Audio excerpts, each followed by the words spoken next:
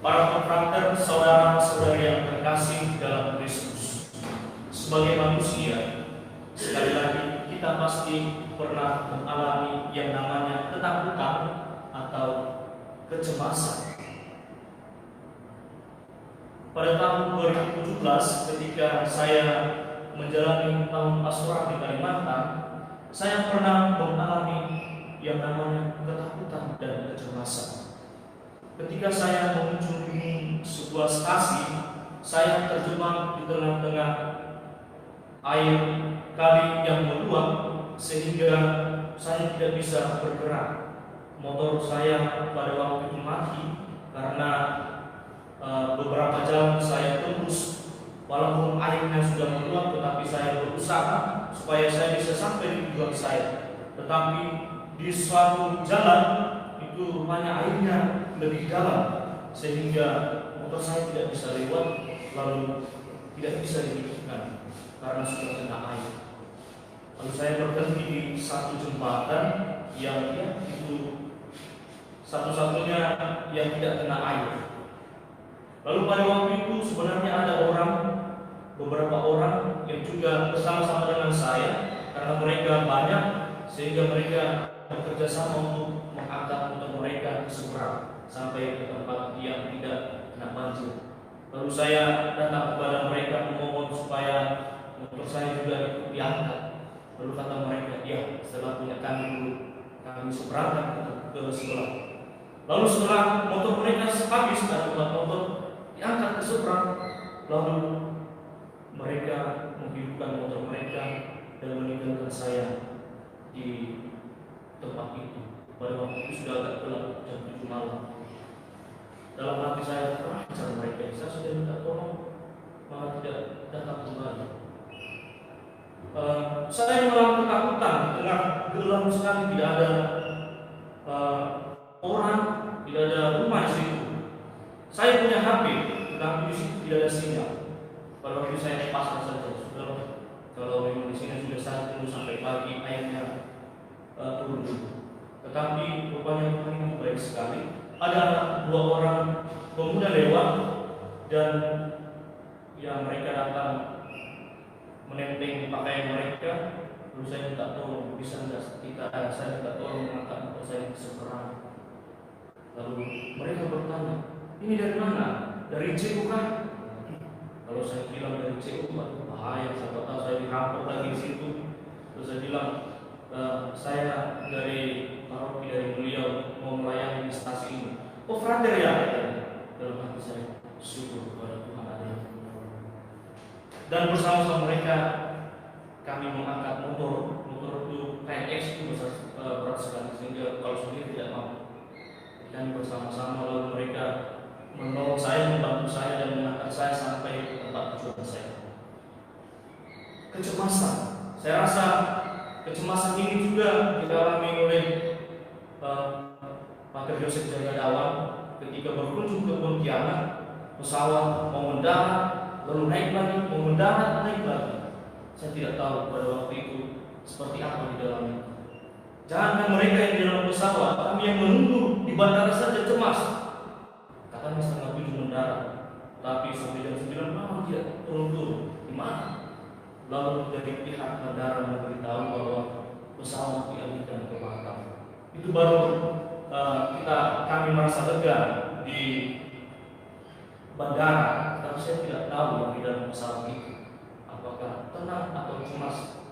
Tapi rasa-rasanya cemas sekali karena pesawat tidak jadi turun-turun. Para konfrater, saudara-saudara yang terkasih, kecemasan, ketakutan adalah hal yang manusiawi yang pernah kita alami. Dunia dan apa yang terjadi di dalamnya bagaikan luasnya lautan yang harus kita seberangi. Kita seolah-olah berada dalam perahu yang sedang mengarungi lautan kehidupan yang menyediakan aneka tantangan, kesulitan, persoalan yang sewaktu-waktu siap menerjang perahu hidup kita.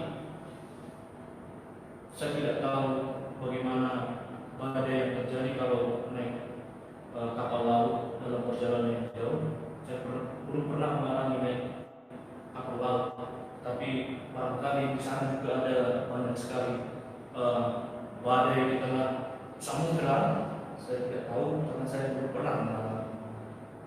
Selama kita masih hidup di dunia ini, setiap orang tidak akan pernah lepas dari namanya masalah. Entah itu bersumber dari dalam diri kita sendiri atau bersumber dari luar diri kita.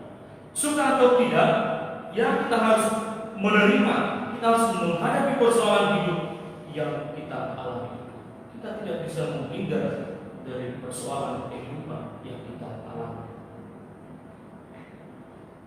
Saudara-saudara yang terkasih dalam Kristus, masalah datang tidak memandang usia, tidak memandang status sosial, entah engkau kaya, entah engkau miskin, masalah atau persoalan hidup selalu datang.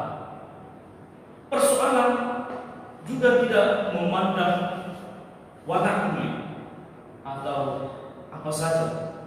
Masalah datang kepada setiap orang. Bahkan aneka persoalan kadang datang bertubi-tubi, silih berganti dalam kehidupan kita. Pada saat itu terjadi, kerap kita menjadi bingung, stres, takut, dan cemas seperti yang dialami oleh para murid. Lalu pertanyaannya, apa yang perlu kita lakukan? Para konfrater, saudara-saudara yang terkasih dalam Kristus, dalam badai persoalan yang kita alami, Yesus datang menjumpai kita. Rasa takut, cemas, bingung, dan tak berdaya mungkin saat ini pun sedang kita alami, sedang menghinggapi diri kita. Terlebih di tengah aneka kesulitan hidup yang kita alami akibat mewabahnya virus COVID-19 ini. Hal ini pun dialami oleh Nabi Elia dalam bacaan pertama dan para murid dalam bacaan Injil yang telah kita dengarkan. Dalam bacaan pertama, kalau kita membaca dari awal berikut bab 19, Nabi Elia mengalami ketakutan dan kecemasan karena mendapat ancaman pembunuhan dari Israel. Namun Tuhan hadir memberikan peneguhan kepada Nabi Elia. Juga para murid sangat ketakutan ketika badai karena angin sakal menghantam perahu mereka. Mereka berjuang keras mengendalikan perahu mereka, dan pada saat mereka dalam situasi gawat, Yesus mereka lihat berjalan di atas air, dan mereka tidak mengenali Yesus, sehingga mereka mengira bahwa Yesus adalah hantu. Kita pun di saat-saat penuh dengan terpaan persoalan hidup, perhatian dan pikiran kita disibukkan pada masalah yang sedang kita alami, sehingga kehadiran Tuhan pun justru tidak dikenali lagi. Kehadiran Tuhan tidak kita alami, kehadiran Tuhan tidak kita sadari.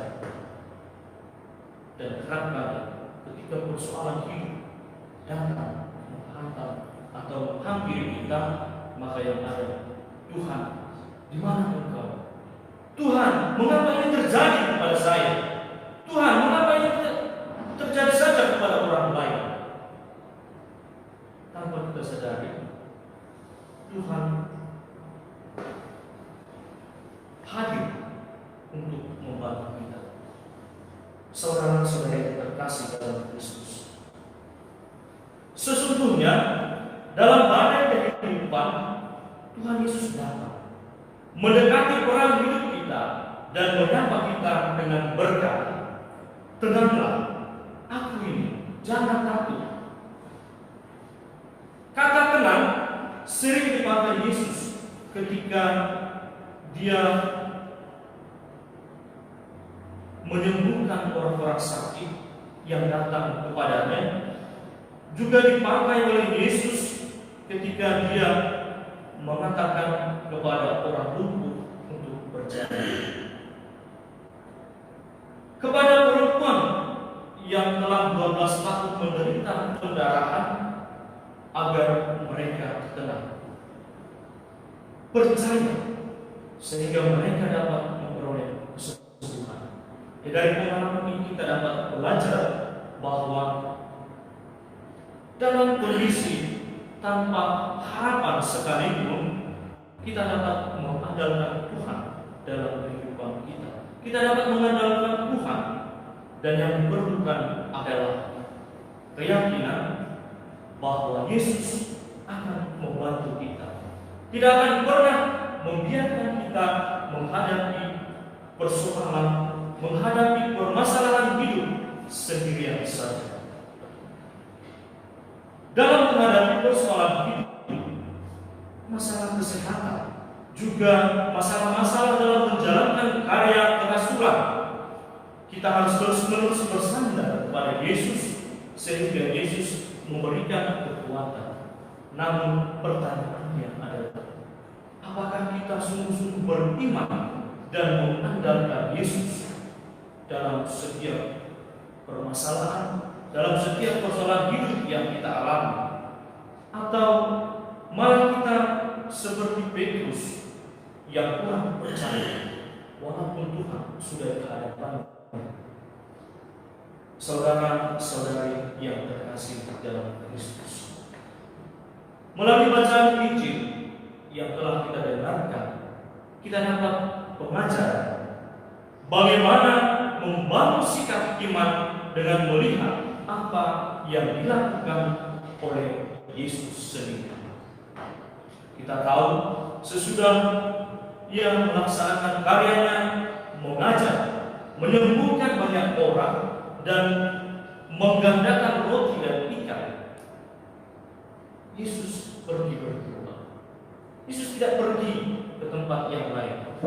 Yesus tidak pergi mencari penghiburan yang mungkin dapat melepaskan penat yang ada di dalam dirinya. Tapi Yesus pergi ke tempat yang sunyi untuk berdoa. Dalam beberapa kesempatan, Kitab Suci mengisahkan Yesus yang berdoa dan berkomunikasi dengan Bapa-Nya. Maka kita tahu, saudara-saudari yang terkasih, doa menjadi tanda kekuatan. Doa menjadi tanda kesatuan antara Yesus dengan Bapa-Nya, dan menguatkan Yesus. Doa menghadirkan mukjizat serta karya keselamatan Allah. Dikatakan dalam bacaan Injil, sesudah Yesus berdoa, Yesus berjalan di atas air di tengah badai yang menerjang. Ia meneguhkan para murid dan memampukan Petrus untuk berjalan di atas air di tengah badai yang menerjang. Yang meneguhkan para murid dan juga meneguhkan kita sekalian supaya tetap yakin dan percaya bahwa dalam setiap persoalan, dalam setiap permasalahan yang menerjang perahu kehidupan kita, Yesus datang menghampiri dan meneguhkan kita. Yang meneguhkan kita senantiasa, dan akhirnya Yesus membuat badai dan gelombang menjadi tenang. Para konfrater, saudara-saudari yang terkasih dalam Kristus, marilah selalu menyatukan diri kita dengannya dalam doa-doa kita.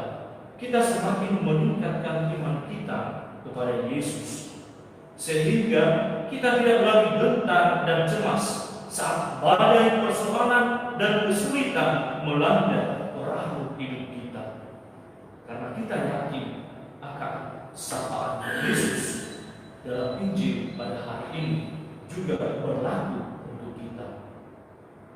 Tenanglah, aku ini, jangan takut. Tuhan